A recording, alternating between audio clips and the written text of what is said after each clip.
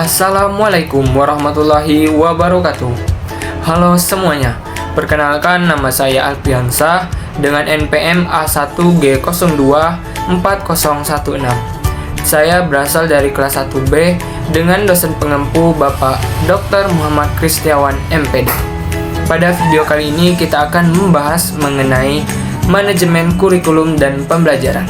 Teman-teman sudah tahu belum apa itu manajemen kurikulum dan pembelajaran? Mari kita lihat video ini. Menurut Zainal Arifin pada tahun 2015, kurikulum merupakan salah satu alat untuk mencapai tujuan pendidikan, sekaligus merupakan pedoman dalam pelaksanaan pembelajaran pada semua jenis dan jenjang pendidikan. Ada beberapa indikator dalam pengembangan kurikulum. Yang pertama, kurikulum pendidikan harus bersifat luas, sederhana, dan bisa menampung berbagai kemungkinan perubahan di masa yang akan datang sebagai dampak perkembangan teknologi dan tuntunan masyarakat. Yang kedua, kurikulum harus bersifat pedoman pokok atau general guideline kegiatan pembelajaran siswa. Yang ketiga, pengembangan kurikulum selayaknya dilakukan secara simultan dengan pengembangan bahan ajar atau buku dan lembar kerja peserta didik dan media atau alat pembelajaran. Yang keempat, kurikulum pendidikan hendaknya berpatokan pada standar global dan regional, berwawasan nasional dan dilaksanakan secara lokal.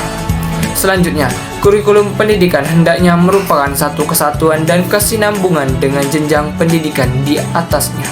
Dan yang terakhir, pengembangan kurikulum bukan lagi menjadi otoritas pemerintah pusat, tetapi merupakan seret aktiviti dengan pemerintah daerah, bahkan komunitas. Manajemen kurikulum menurut Syafarudin dan Amiruddin pada tahun 2017 adalah proses mendayagunakan semua unsur manajemen dalam rangka memaksimalkan pencapaian tujuan kurikulum pendidikan yang dilaksanakan di lembaga pendidikan. Ada 4 tahapan dalam kegiatan manajemen kurikulum menurut Tita Lestari pada tahun 2006. Yang pertama ada tahap perencanaan, terdiri dari analisis kebutuhan, merumuskan dan menjawab pertanyaan filosofi, menentukan desain kurikulum, membuat rencana induk, pengembangan pelaksanaan dan penilaian.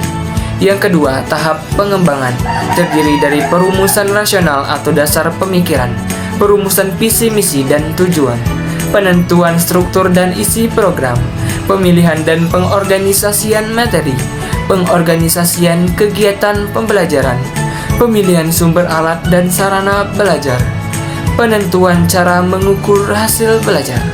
Tahap yang ketiga adalah tahap implementasi, yang terdiri dari penyusunan rencana pembelajaran, penjabaran materi, penentuan strategi dan metode pembelajaran, penyediaan sumber alat dan sarana pembelajaran, penentuan cara dan alat penilaian proses dan hasil belajar, setting lingkungan pembelajaran.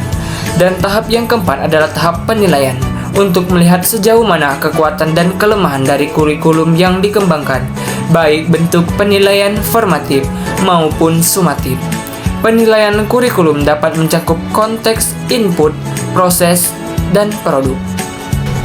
Jadi, menurut Husaini Usman pada tahun 2009, manajemen kurikulum dan pembelajaran adalah meliputi seluruh kegiatan dalam rangka melaksanakan kurikulum dan pembelajaran melalui tahapan perencanaan, pengorganisasian dengan pengarahan dan pengendalian seluruh sumber daya untuk mencapai tujuan kurikulum yang telah ditetapkan. Itulah materi kita mengenai manajemen kurikulum dan pembelajaran. Terima kasih. Wassalamualaikum warahmatullahi wabarakatuh.